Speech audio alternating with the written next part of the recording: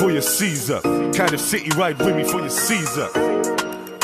For your Caesar, Cardiff City get litty for your Caesar. She want a diff boy, swagger 1 point, yeah, diff boy. She want a diff boy, swagger 1 point, yeah, diff boy. For your Caesar, grab a little something for your Caesar. We the geezers, swagger stone cold like freezers. She want a diff boy, she want Starvz, not Fitzroy. She want a diff boy, she want Starvz, not Fitzroy. She want a big man, says she want a man from... Yes guys, I'm Si, welcome to Cardiff City World, and tonight we are previewing Port Vale versus Cardiff City. Thursday game, not a fan of that, but it is what it is. Second game of the League One season as Cardiff travel following a 2-1 victory over Peterborough on the opening day, and Port Vale came off a narrow 2-1 loss against Rotherham on the opening day. So we're going to follow the same format as we always do. We're going to start with some general context. We're going to give you a deep dive into Port Vale's pre-season, their opener versus Rotherham, any injury news, predicted 11 tactics, danger men, and then the same for the Bluebirds before we finish up with our own prediction. So let us strap in and let us go. As a bit of history, Cardiff haven't played Port Vale in over 30 years. It is a rare fixture, this one. Last meeting decades ago. Vale last season earned automatic promotion from League Two under Darren Moore, finishing second with 80 points, and Laurent Tolje as their top scorer with 14 goals, 15 in all competitions. Cardiff, on the other hand, were relegated, dead bottom of the championship last term, and returned to the third tier for the first time in 20 years. Sun's in my eyes, apologies. True fact. Well, Cardiff only had 2 away victories in the championship last season in the whole campaign. The away form was terrible. Vale at home, and they're very confident. So it could be a fascinating fixture. But let's look at Port Vale. Port Vale prepared for with a series. They had a couple of behind closed doors friendlies, which also culminated in a victory over Bath City following their Welsh training camp. They also played a championship opposition in Bristol's Birmingham City, and they closed out with a tough match at Altrincham.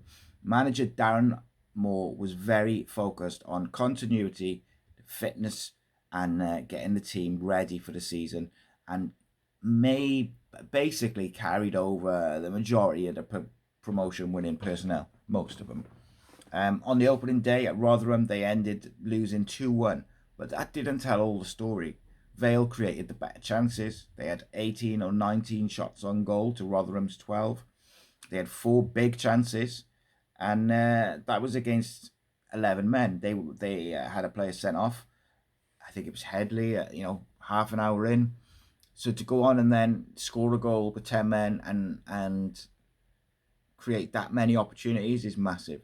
A strong second half showing gave Port Vale fans hope that despite the loss, they might be all right. They conceded an expected goals of 1.14, but so defensively beaten by small margins. But Darren Moore noted that there was a lot of positives from the second half performances. Notable performances. Curtis came on as a sub and he impressed. In one of the Port Vale forums, there was a lot of discussion whether he should feature on Thursday from the start, especially with the likelihood of Jayden Stockley missing through injury, and Tolaj might then lead the front three. In terms of those injury news, Jayden Stockley supposedly is unavailable, although that seems to be fan conjecture from what I've seen. No major fresh injury reported, so officially the squad is looking pretty good for them, other than, of course, the suspension for Headley. With versatile Tom Sang no longer at the club, it gives a opportunity to a young midfield engine. You have the likes of Rhys Walters and others who have returned to the squad following a loan, and he's a real good ball carrier, but they've also got some experienced players in there like George Byers, for instance. So let's go to the Port Vale starting lineup. Based on Saturday's formation shape versus Rotherham, squad availability, I think they'll go something like this. But of course, as we always say, it's a bit of a guess. So Morosi in goal, back three of Hall, Humphreys and Debra. With Headley out, I think Ojo will play one side. I've put Shipley in, but we're not sure if he's going to make it. And then I think Byers and Clark with Curtis just behind, or Curtis and Wayne behind Holage. And whilst it's not like the strongest team that Cardiff City will face this year, they have a lot of players, or a few players, who could really do some damage. Curtis looks set for a bigger role after his impactful substitute cameo on the weekend. Tolage leads the line, is a goal scorer. It'll be like that 3-4-3, maybe a 3-4-2-1. It'll be fluid, it'll be aggressive in transitions, and they will try to catch Cardiff. And let's talk about the tactics, the danger men, etc. Tactically, Port Vale and Darren Moore favour a solid base. And then they'll have the wing-backs overlapping, the midfield will press high, and they will use Tolage's movement into the channels to stretch defences. Tolage scored 14 goals in the league last year. In League 2, he's quick, he's strong, he's good in the air, and he's clinical if you give him a chance. He is the key danger for Cardiff City. If Cardiff City switch off, if Cardiff City leave him in space, he will score goals. He will exploit it. The wing-backs, they will supply the width. The central midfield is industrious. George Byers is experienced. You have the creative Walters. And in tight games, Vale rely on set pieces, pressing errors, and transitions. They will punish you. They will create chances if you let them. So Cardiff will need to be solid. Moving us on to Cardiff City. Cardiff opened the League One season with a win coming from behind. They were 1-0 down against the run of play, albeit, but they were 1-0 down. And their young side responded in style. A worldie from Ruben Colwell. Another fantastic goal from Pacquiao, but it was the performance that was positive. The result was good, of course, but the performance was exciting, full of youngsters, full of high pressing, full of intensity and aggression. That was what got fans talking. That was what got fans exciting for the season coming up. When you look at the likes of Pacquiao, he had a fantastic game, scored a great goal, but we all knew he could attack. It was his defensive work that impressed, and I think that is important. Then you look at Ruben Colwell, sensational, absolutely scintillating performance. Joel Colwell the same. Ryan Wintle, the midfield would be very unlucky to be rotated, so it's very, very interesting what the manager will do. You have club captain Callum Chambers available again after suspension. You have David Turnbull back available after a disciplinary issue. Do you change a winning 11? Other than Perry NG, I don't think, or Perry NG and Alex Robertson, the two injuries, I think both will miss this game.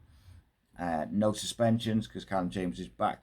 So there's, at the moment, as of this video, no significant signings mentioned. So off the pitch, uncertainty will continue. On the pitch, there's a plan, and Cardiff City look ready for this game. Will the manager change it though? I'm going to give you what I think the manager will do, so it'll probably be wrong. But this is my predicted 11 for Port Vale. So, Matt Turner retains his place in goal. Absolutely deserves it, and I 100% think that there's no reason to rotate it, drop him, anything, whatever. Fullbacks will stay the same. Ronan Pacquiao, some people's man of the match on the weekend. Joel Bagan, solid and consistent as ever at left back. Centre backs is where I think we see a change. I think Callum Chambers will come in. I'm going to go with Dylan Lawler alongside him because I think the sooner we can get them two playing together regularly, the better. But I won't be surprised if it's a Chambers and Fish or a Chambers and Darland for that physicality. But I do believe that Chambers and Lawler looked our best centre-back pairing in pre-season. From the midfield point of view, I've ummed and ahed over this. I wondered whether he might go a little bit more defensive in terms of having Eli King and Wintle, where Eli King can still give you a bit of progressive play, but he gives you legs and aggression to support Ryan Wintle. Do you go for David Turnbull, who can give you a bit of more control in possession, But I've stuck with the same midfield. Ryan Wintle in the single pivot. Maybe Joel Colwell plays a little bit deeper, and maybe it turns into more like a double pivot at times. Ruben Colwell in the 10.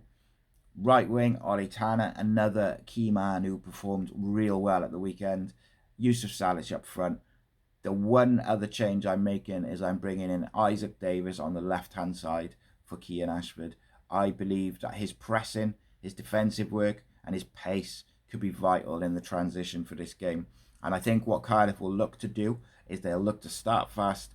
Joel Colwell, Ruben Colwell, and the wingers will press high, try to create uncertainty like they did at Peterborough, force mistakes, and then look to get in behind and isolate the fullbacks with those switches of play. So the likes of Ryan Wintle, Callum Chambers, we will move the ball to one side. They will then hit Wintle or Colwell or Chambers, and they will then switch it out to the right-hand side to Tanner or to the left-hand side to Isaac Davis and try and isolate them 1v1 against the fullback. In terms of key men, look, there's one guy in terms of Cardiff's key man, because he is the guy. The vice captain, Ruben Colwell, needs to put in another great performance, because if he does that, there's a good chance we win this football match and win most football matches, because he was simply unplayable on Saturday. However, how can Cardiff trouble Port Vale? They'll push and force Port Vale's wing back to try and keep them as defensive aspects. They will try to create overloads in midfield, both offensively and defensively, to neutralise Byers and Walters and stop Port Vale turning possession over and getting at them from those transitions. And I think Cardiff will need to be real solid from a tactical point of view on the set pieces, the transitionals, to make sure they don't switch off. Will Fish, if he plays, he has got to make sure he's completely concentrating for 90 minutes. He made a few errors from corners last year where he just lost his runner and stuff like that, switched off. In terms of our away form being so poor last year, I think it's really important that we start off well this year with a win, because that will make Cardiff fans truly believe. I think they do already, but the away form was that bad that if you can go with 2,000 plus travelling Cardiff City fans and get a result in the first away game, that's just going to relax everyone. It was the match management in the opening game which showed discipline, it showed ability, and it was really exciting to see. I think it's a tight game, you know. I think both teams will be looking to get at each other on the transition. Both teams scored goals at the weekend, but both teams conceded. However, albeit Cardiff conceded from a penalty. Port Vale will fancy their chances of hitting Cardiff on the break. Cardiff are not that solid defensively, although we do look better than we did last year. In my opinion, a draw seems like the way to go, but I'm going with a Cardiff City 2-1 victory. I think we'll edge it. I think our quality will will shine through. Ruben Colwell, Ollie Tanner, Isaac Davis, Yusuf Salic, Joel Colwell. There's so much quality. And then you look at the bench. The bench is almost insane. We've got Callum Robinson. You'll have Kean Ashford, David Turnbull, all these types of players who can change a football match. And I think Brian Barry Murphy tactically will like to have options. I think those only two changes will be Davis and Chambers, but I might be wrong. You let me know what changes you would make, and also let me know what changes you think Brian Barry Murphy will make. Cardiff getting 3 points away from home in the first game of the season will be absolutely massive. Massive. Because that firmly puts to bed last season, cuts it off. There is no crossover. There might be the same players, but it is a different level of performance. Guys, I can't wait for this. Remember, the hour before the game, we have a pre-game show. Easy for me to say, with myself and Evan, and then I'll be live straight after the game for a short live reaction, whatever you want to call it. It's going to be a lot of fun. Get involved. If you're in the members chat and the Discord, obviously get involved. If you haven't travelled to Port Vale, get involved in the game chat during the match. Got lots of stuff coming up, including Omar Risa Part 1 Sunday, Part 2 Monday. We've got the 1927 Club. We've got all sorts of different podcasts, shows, videos, content. And if you haven't watched it already, check out my episode of The Spotlight, which I did this morning on Cardiff City's head of performance, Kevin Gibbons. And I tell you what, it's a real interesting one. And he is a vital cog in the machine. Keep the faith, my friends. Sorry about the sun. I can't do much about it. I'll see you in a bit. Nice one. Rascal Beats. For your Caesar. Cardiff City, ride with me for your Caesar.